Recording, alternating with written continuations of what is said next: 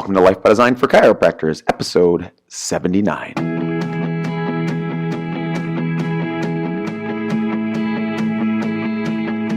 Welcome to Life by Design, the podcast for chiropractors. Here's your host, Dr. Jamie Richards.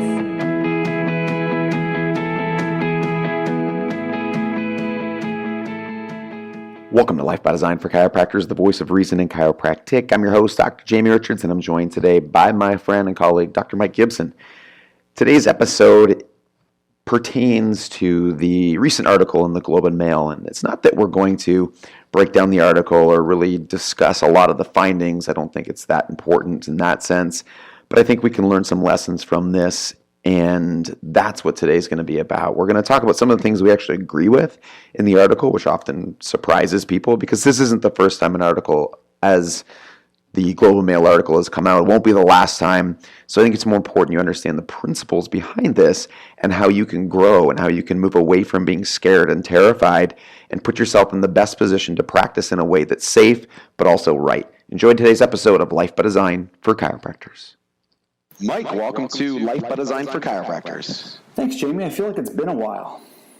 I was thinking the same thing. I know Crayshaw has been gloating every single episode that he's been on some back-to-back episodes, so it was nice to get you back on the show, and we're talking about something that's definitely in the news lately. If you haven't read the Globe and Mail article, well, not that you really want to read it, to be totally honest, but if you haven't read it, just for completion's sake, I will put it in the show notes if you want to check that out. But, you know, it's really created a lot of upheaval in the profession, maybe more so in Canada. I don't know, Mike, have you noticed it in your clients outside of Canada? No. To be honest, other than my good friend Craig Hazel, who is the president or the chief over at the AFC, he's the only one who's brought it up to me. I haven't heard any patients in my office anyway bring it up. I know you said you had one. But I had one, yes. Yeah, I haven't heard anyone bring it up to me anyhow, but from what I hear, it's certainly making the rounds. Yeah, and I think, you know, when you look at it, there's a lot in there. We're not going to spend time talking about it today, at least not specific to that article.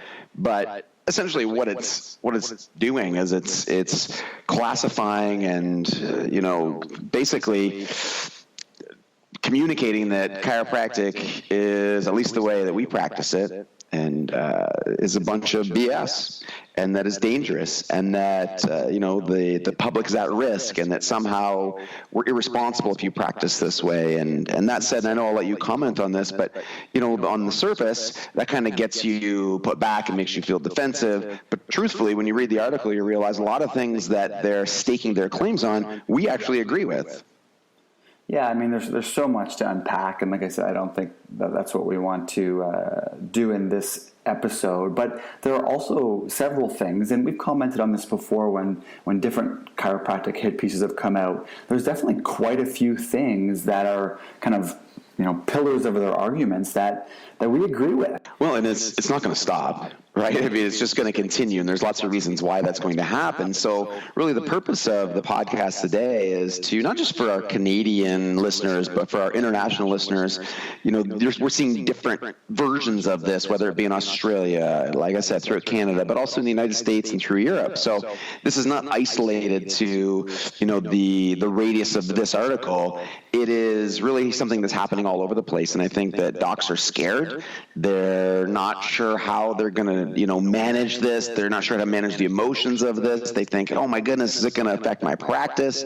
And like we said, you know, it's not like we had all these people coming in this week telling us about it, but it does bring up some very important points. And if you really want to practice in a way that is risk-free, and you want to be able to still help people through your form of chiropractic, then I think the things we're going to talk about today are going to help you do that. And I think the caveat here, Mike, and I think this is your topic to talk about, and I won't let you go too far down the rabbit hole, but the caveat here is that even though we probably disagree with certain things that chiropractors are saying, what we agree with is that although not the best way to build your practice or remain safe and low risk, you should actually be able to say whatever the heck you want.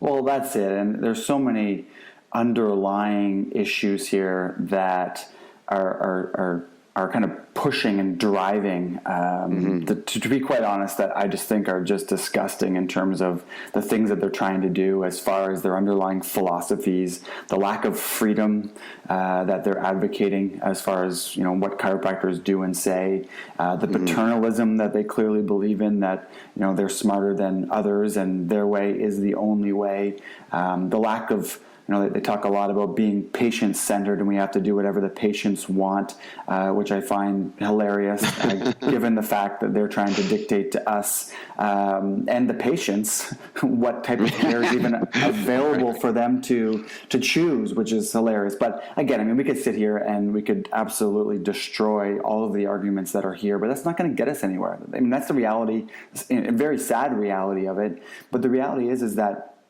it's that...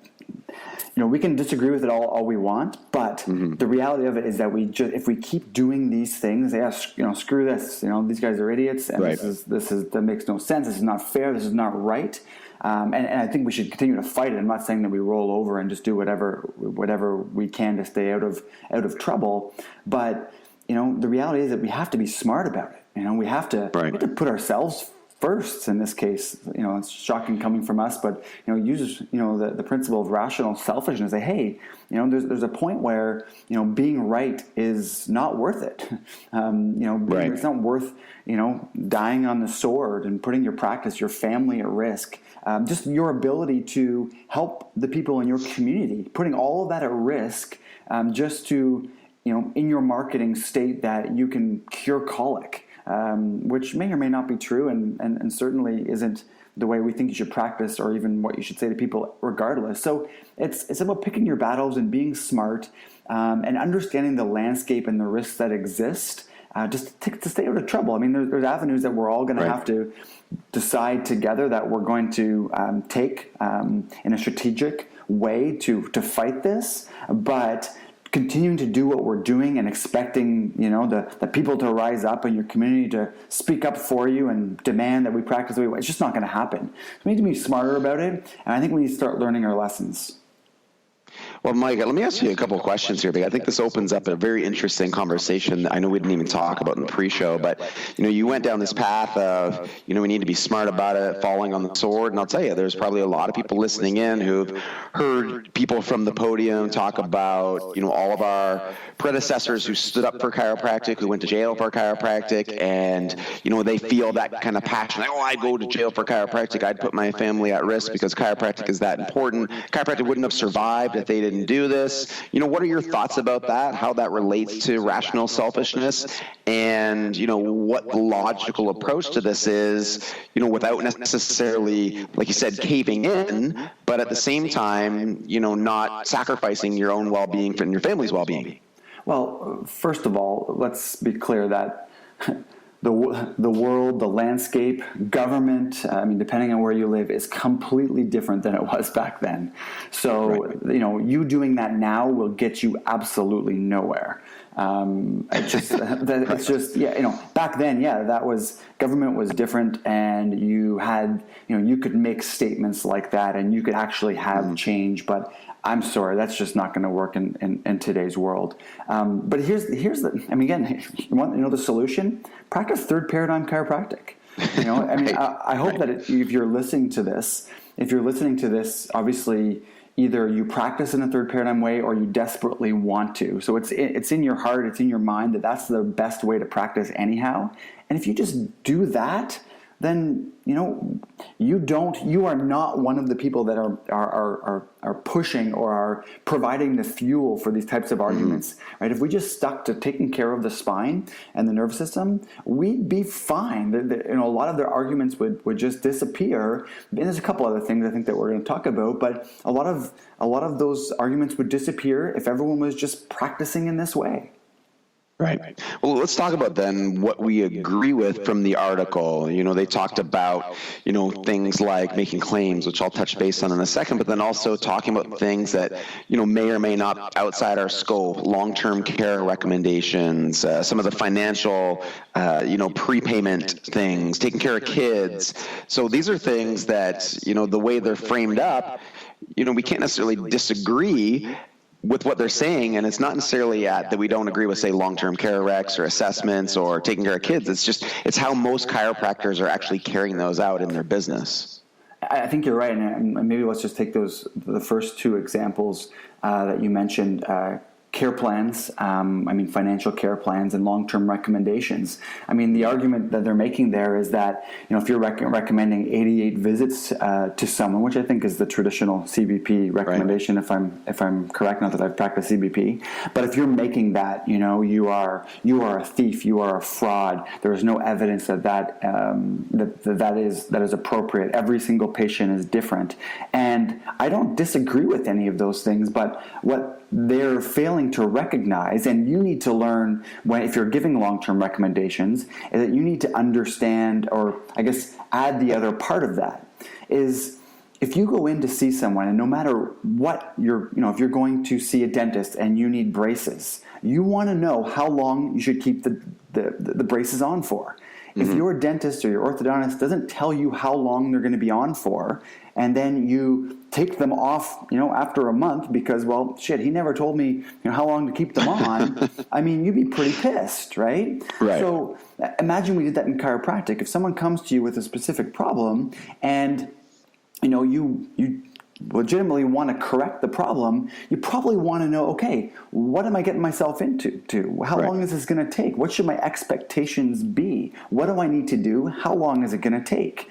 And if you're not providing that, and they're going to say, well, that's not patient-centered, I couldn't disagree more. There's nothing more patient-centered. They have a problem. They want to know the solution, and we're providing that solution for them. We're saying, hey, with all my experience, with all the available research and evidence, this is my best estimate as to how long it will take. It will take X amount of visits, whatever that is, right? Mm-hmm. But here's the caveat they're forgetting. They're saying, well, how can you know that? How can you have a crystal ball? I couldn't agree more. You don't.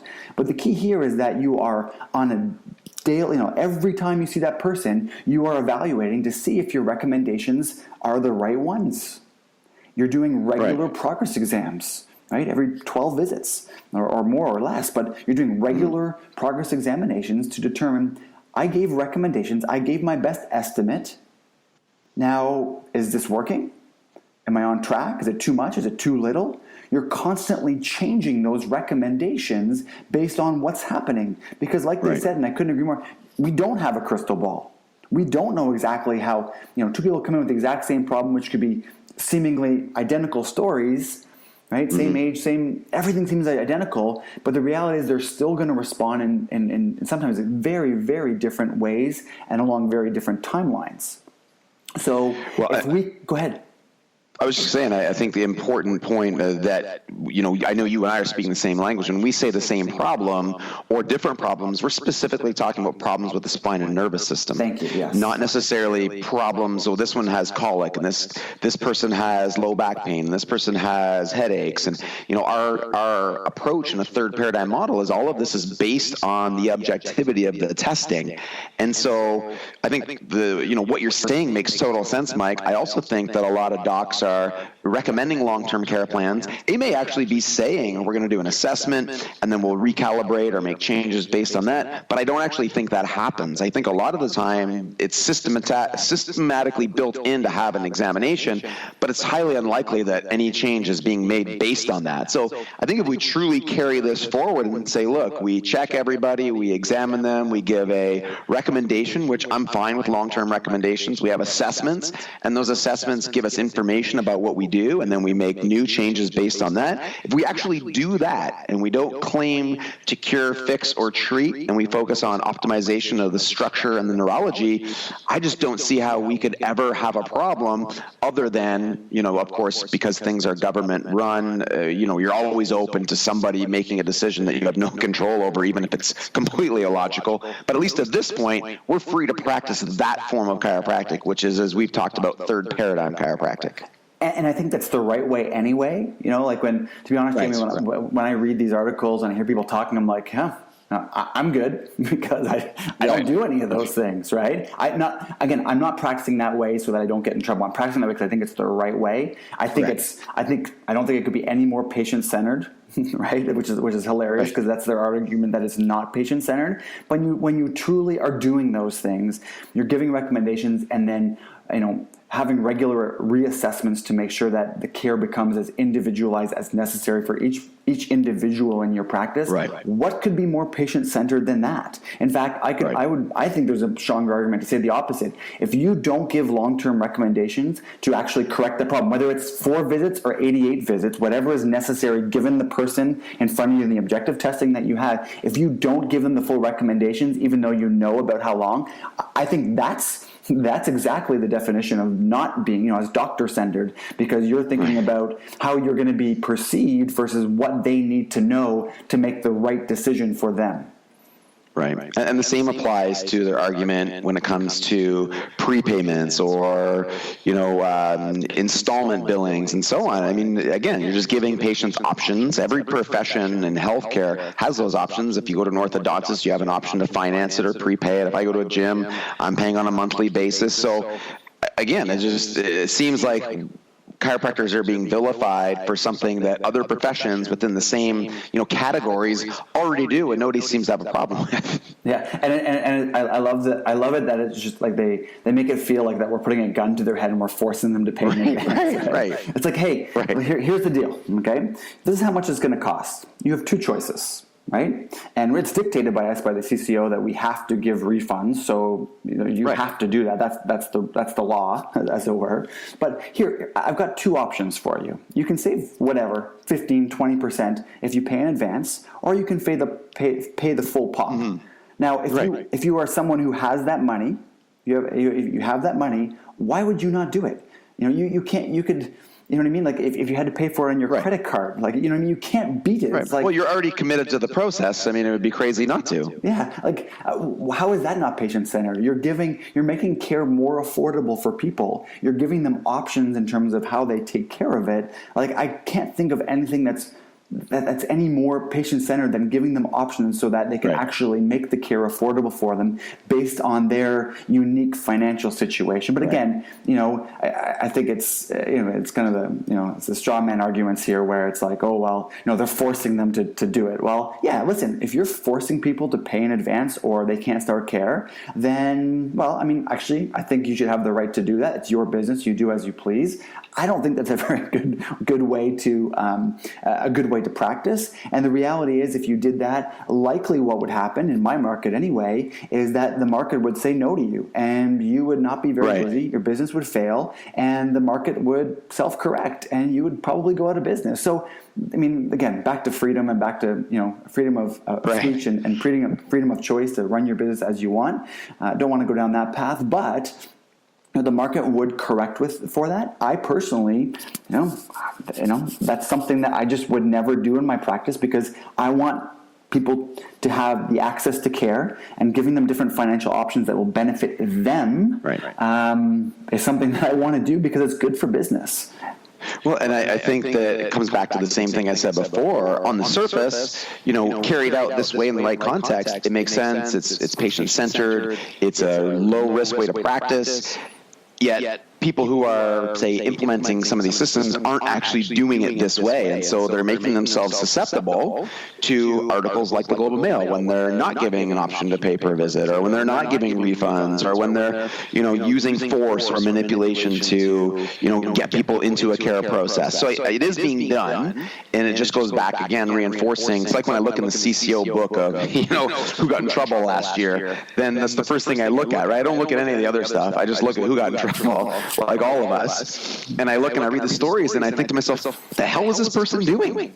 Yeah. Like, what were they doing that got them into trouble? And I read the stories, and it is appalling. And the solution is not to do that, obviously. So we do agree on some level with some of the things in there. Yet, if you just actually carry through and follow through with what we've been talking about in this third paradigm model with some of these correct business practices, you're not at risk. And, how do you then carry yourself in this type of environment? Because, again, we're talking about it's not necessary to necessarily be, right. It makes sense that you learn how to practice within the rules and regulations that exist. And third paradigm chiropractic is the number one way, so not claiming to cure or treat, making sure that you have a communication standard. We're not saying saying don't ever talk about conditions. We're just saying frame them up properly. You know, we've talked a lot about this idea of core collateral. That's a great way to frame things up, right? Core problems, collateral damage, that, you know, this core problem may be playing a role in some of the collateral damage at a large degree, a small degree. It could be also playing a role in a bunch of things that are affecting your body that you don't even know about. So there's amazing conversations available to have without saying, hey, you know, we treat colic, or hey, we treat ear infections. And then, of course, the extension from that, Mike, and you probably talk about this being the marketing guy, is, you know, talking about conditions and then offering $5 examinations, $10, 27, I don't know what it is, $27 or $37 examinations to come in. Again, you're just making yourself susceptible to these types of articles, and you're opening yourself up to risk. Yeah, actually, it's funny. I just got a text like an hour ago from a colleague showing me another local chiropractor's ad on Facebook this morning, which was, I didn't read the details of the ad, but yeah, something like that, $27 for 17 months of chiropractic care or something ridiculous like that. And here's the reality, right? You know, we've talked for years about how in the public chiropractor and chiropractors have this negative brand equity, some people have said, and, you know, people just don't trust chiropractors like they do other health professionals. But somehow we continue to think that doing things, it's just one example of many, but we continue to do things like offer these ridiculous offers of, you know, $27 for, you know, like I said, a lifetime of chiropractic care. You know, listen, if we're ever going to build any trust within the communities about who we are, and again, I don't think it's fair that you know, that we have as a group have this type of brand, negative brand equity, I guess we'll say it that way, in the community. Yep. But the reality is that we do. So if I have if you take anything away from this, okay, it's, listen, you know, go and review all the things that you do from a marketing perspective, and just ask yourself, okay, does this particular project, does this particular piece of content, is it going to build trust or detract from trust? Right? Because you know what? Actually, here's a good example. I bought a piece of land yesterday, okay? And I was negotiating with the guy, and it was almost like it was too easy. It was too easy. It was like he was just like the price that he offered me, even though it was listed differently, like the price that was a stated sale price, and I started to negotiate with him, and he dropped too fast. And what was my initial thought when he did that? Guess. Right. What's wrong? What's wrong?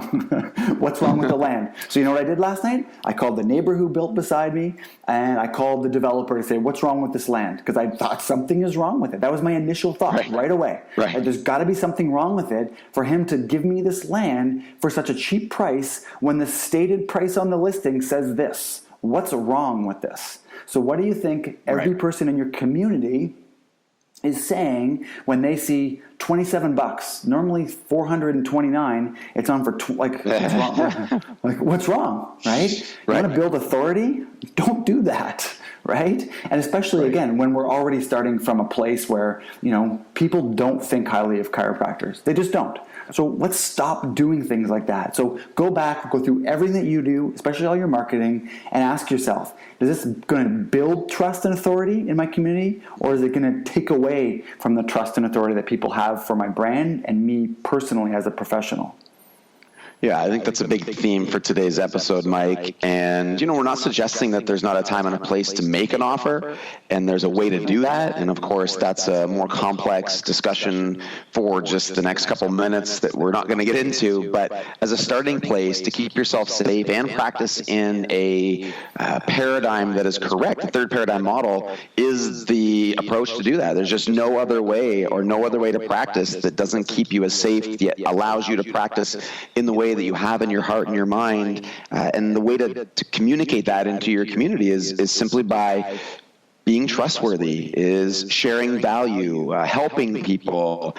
For the most part, your online marketing especially, what you say from education of chiropractic standpoint isn't even that important. What's more important is they learn to like you, they see you as professional, and, you know, as time goes on, they'll build a relationship with you. And when they get into your practice, which may happen organically, it might happen through an offer that is, you know, specifically directed to somebody who had been showing interest in what you're doing. By the time they get to you, then you can can have all these conversations that you want. Of course, you should still keep them in the third paradigm, but then you can have these deeper chiropractic conversations. But on the front end, it's really about them getting to know you and trust you and like you and all those things that you hear in marketing, and do it in a way that's professional. Stop being a weirdo, start being a chiropractor, start being a professional, and let's move the profession forward while at the same time keeping ourselves safe so you can actually enjoy the process, provide for your family, and not find yourself out of business at some point. So go to the show notes, guys. You can see the article there and anything else we talked about today, lifebydesign4chiropractors.com/podcast. Check it out, and thank you, as always, for listening to Life by Design for Chiropractors, the voice of reason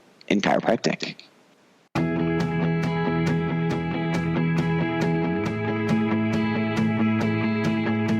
Welcome to Life by Design, the podcast for chiropractors. Here's your host, Dr. Jamie Richards.